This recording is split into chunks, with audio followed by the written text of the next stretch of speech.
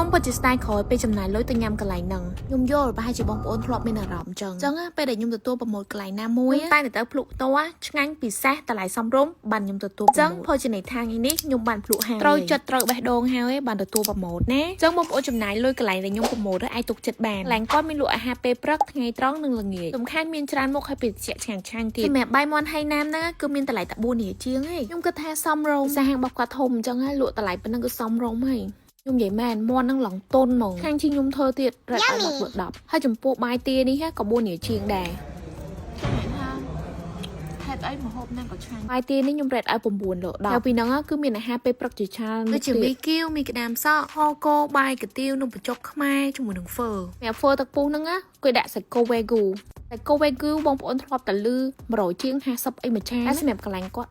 $12ជាងតែគោឡងឈ្ងុយហ្មងហើយខ្ញុំពងតែឆ្ងល់នេះអីកន្លែងគាត់លក់ម្ហូបឆ្ងាញ់ហើយភីតិចក៏ឆ្ងាញ់ដែរច្រើនណាគឺខ្ញុំឃើញម្ហូបឆ្ងាញ់ប៉ុន្តែភីតិចអត់ឆ្ងាញ់សម្រាប់ម៉ាឆាដូងដែលខ្ញុំកំពុងញ៉ាំគឺដូងក្អូបចកាខ្លួនឯងហ្មងអែមល្មមគ្រីមអត់តលាន់ឈ្ងុយដូងឡង fresh ហ្មងខ្ញុំនិយាយមែនភីតិចគាត់មួយគឺខ្ញុំរ៉េតចាប់ពី8ឡើងហ៎បងប្អូនតិចបញ្ចោពេកបងប្អូនថាខ្ញុំនិយាយកុហកបើចង់ដឹងប៉ិតបងប្អូនអាចទៅភ្លុកខ្លួនឯងបានសម្រាប់ទីតាំងគាត់គឺក្នុងផ្សារទំនើប60ម៉ែត្រគឺនៅលើផ្លូវ60ម៉ែត្រតែម្ដងហើយសម្រាប់អាហារថ្ងៃត្រង់វិញក៏មានច្រើនមុខដែរមានក្តាមសក់បំពងអង្គជនីគោឆាម្រេចខ្ចីមានទាំងទាពេកាំងទៀតសម្រាប់ក្តាមសក់ហ្នឹងគឺអត់មានឆ្អឹងទេបងប្អូនគឺសាច់ក្តាមបំពងឆ្ងាញ់ហ្មងសម្រាប់ទាពេកាំងវិញសាច់នំក្តៅស្បែកទាវិញឡើងស្រួយដោយសារទាក៏ខាងគាត់ធ្វើខ្លួនឯងដែរពេលយប់គឺមានឈុត steak ទៀតណាក្នុងរូបឃើញតិចទេតែពេលគាត់លើកចេញឃើញឡើងធំញ៉ាំគ្នាបាន3-4នាក់អីមើលទៅហើយសម្រាប់ steak ហ្នឹងកំពុងតែបញ្ចុះតម្លៃ139ចុះសល់$99ចាប់ពីថ្ងៃនេះរហូតដល់ចុងខែពេលបងប្អូនកំង steak $99ហ្នឹងគឺបានទទួលអាំងប៉ាវមកវិញទៀតទទួលស្គាល់ថាហាងគាត់មានអីប្លែកមែនតែរសជាតិឆ្ងាញ់ណាពីពិសេសមានដូងក្អូបពីចង្ការរបស់គាត់ផ្ទាល់ហ្មងពេលដែលបងប្អូនកំងឈុត steak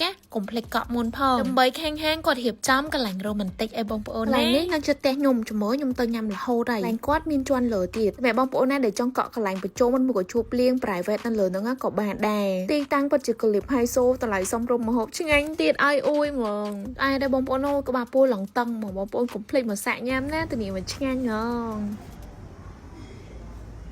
ចងប៉ារ៉ាឆាពងទាប្រៃចូលឆ្នាំបងប្អូនឆាមុខនេះទៅហូបហៅនឹងតែគ្រួសារសរសើរយើងពេញមាត់ហ្មងទៅដូចលេចឹងណាខ្យងបារ៉ាមានអីឆ្ងាញ់ក្រៅពីឆាខ្ទឹមឬមួយក៏ឆាពងទាប្រៃទេបងប្អូនទិញខ្យងហូរហូបបានឆ្ងាញ់ខ្យងនេះងាប់យូរនឹងធំក្លិនហ្មងខ្ញុំទិញអាស1គីឡូ$13កន្លះហេពងទាប្រៃខ្ញុំដាក់5គ្រាប់សម្រាប់ខ្យង1គីឡូតែយកតែផ្នែកក្រហមទេណាបើមានស្រាសបងប្អូនអាចដាក់លាងជាមួយនឹងសាបានខ្ញុំវិញលាងជាមួយនឹងទឹកខ្មេះលីទឹកឲ្យពងទាយើងបាត់ជាតិប្រៃបើមានម៉ាស៊ីនអាំងបងប្អូនដាក់អាំង5នាទីទៅបើអត់មានបងប្អូនចំហុយណាសម្រាប់ខ្យងខ្ញុំដាក់ស្ងោរតែ2នាទីទេពេលបានស្ងោរមុនទៅខ្ញុំខ្លាចឆ្អិនអត់សព្វដាក់គល់ស្លឹកគ្រៃស្លឹកកសោចូលកុំឲ្យឆ្អាបយើងហូប2នាទីចាប់ពីពេលទឹកពុះប៉ុណ្ណឹងបានដែរបងប្អូនកុំស្ងោរយូរពេកប្រយ័ត្នតែសាច់យើងលែងឆ្ងាញ់និយាយពីខ្យងប៉ារ៉ាហ្នឹងសាច់ឡើងស្រួយទុកខ្យងមកកន្លែងសិនទៅខ្ញុំទៅលាងចានសិនហើយតែខ្ញុំធ្វើម្ហូបម្ដ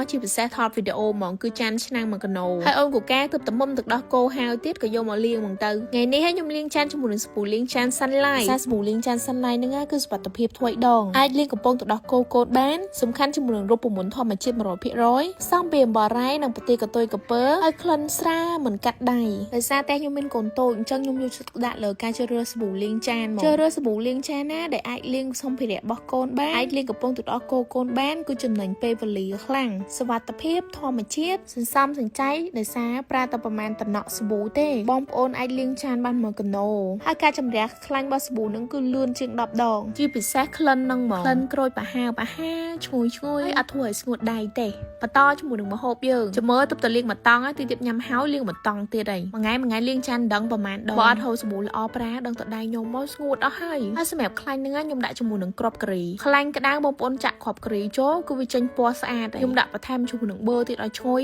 ហើយដាក់ខ្ទឹមចូលខ្ញុំដាក់ខ្ទឹមរៀងច្រើនខ្លាញ់មិញខ្ញុំចាក់មួយល្មមបានហើយបងប្អូនកុំចាក់ច្រើនពេកលេងខ្ទឹមឈ្ងុយហើយយើងដាក់ពងទាប្រៃចូលហើយបងគ្រឿងខ្ញុំដាក់ស្ករ1ស្លាបព្រាកន្លះខ្នុរ1ស្លាបព្រាជាមួយនឹងទឹក7ស្លាបព្រាបងប្អូនដាក់គ្រឿងតាមខ្ញុំទៅគឺមកល្មមឆ្ងាញ់ហើយបងគ្រឿងហើយបងប្អូនដាក់ខ្យងចូលឆាជាមួយនឹងក្តៅខ្លាំងអត់10នាទីទេគឺបានហើយដោយសារខ្យងមិញហ្នឹងយើងបានស្ងោររួចហើយតែបងប្អូនអត់បានស្ងោរមុនណាឆាលើភ្លើងយូរនឹងទឹកស៊ុសយើងស្ងួតអស់ហើយបងប្អូនឃើញខ្ញុំធ្វើច្រើនតង់អញ្ចឹងតែងាយណាស់ទឹកស៊ុសនោះខ្ញុំអត់អាវខាតទេដាក់បាយចូលច្បល់ជាតិហ្មងខ្យងប៉ារ៉ានេះខ្ញុំនិយាយមែនកម្មវិធីបងប្អូនធ្វើញ៉ាំទៅទៅនេះឆ្ងាញ់ខ្លាំងមែនតើ